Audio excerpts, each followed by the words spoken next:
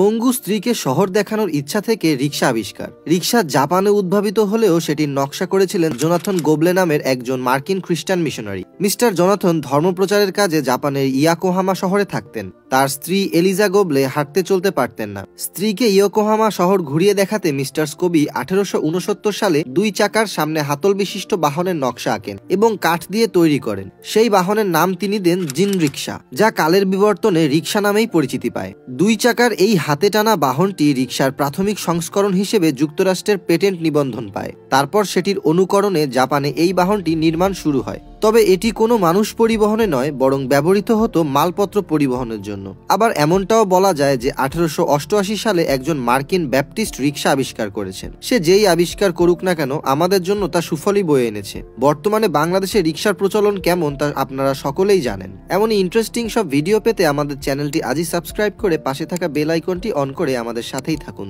ধন্যবাদ।